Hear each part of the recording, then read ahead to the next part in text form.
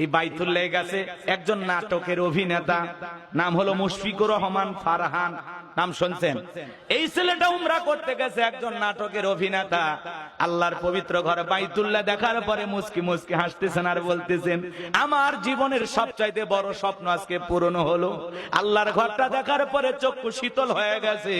আমি একজন অভিনেতা, কিন্তু আল্লাহর ঘরটা দেখার পরে কি যে আনন্দ পাইছি, কতটা যে ভালো লাগতেছে আপনাদেরকে ভাষায় প্রকাশ করতে পারবো না।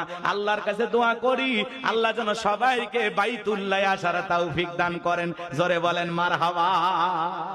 আল্লাহর ঘর বাইতুল্লাহ দেখতে গিয়ে নাটকের একজন অভিনেতা ফারহান, সে খুশি হয়ে গেছে, আনন্দে আত্মহারা হয়ে গেছে। আমি দেখলাম ইহরামের কাপড় পরে আছে, সোশ্যাল মিডিয়াতে ভিডিওটা ভাইরাল হয়ে গেছে, আপনারা দেখেছেন।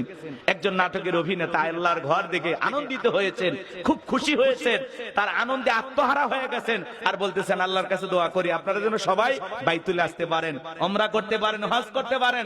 আমরা আল্লাহর কাছে দোয়া করি আল্লাহ যেন এই নাটকের অভিনেতাকে হেদায়েত দান করেন, সে যেন গুনাহ থেকে, নাটক সিনেমা থেকে আল্লাহর পথে ফিরে আসতে পারেন, আল্লাহ তৌফিক দান করেন। জোরে বলেন আমিন। আর একটু জোরে বলেন আমিন। আমার ভাইয়েরা, বাইতুল্লাহ কথাকে বুঝতে পেরেছেন? কি যে সুন্দর একটা নিয়ামত আল্লাহর ঘর। যারা দু চোখে দেখেছে এরা মজাটা পাইছে, কথা কোন ঠিক কি না? আল্লাহর ঘর বাইতুল্লাহ, যারা উমরা করতে যায়, হজ করতে যায়, আল্লাহর এই বান্দারা দেখার চোখের পানি ছেড়ে দিয়া কাঁদে। আল্লাহ তাআলা সেই কথা বলতেছেন, ফালিয়াবুদু রাব্ব হাযাল বাইত, এই ঘরের মালিকের ইবাদত করো। আমরা ঘরের ইবাদত করি না, ঘরের মালিকের। আল্লাহ বলেন এই ঘরের মালিকের ইবাদত করো। ইবাদত যদি ইবাদতের মতো হয়, বান্দা নামাজ যদি নামাজের মতো হয়, আমি আল্লাহ তোমাদেরকে দুইটা জিনিস দেব।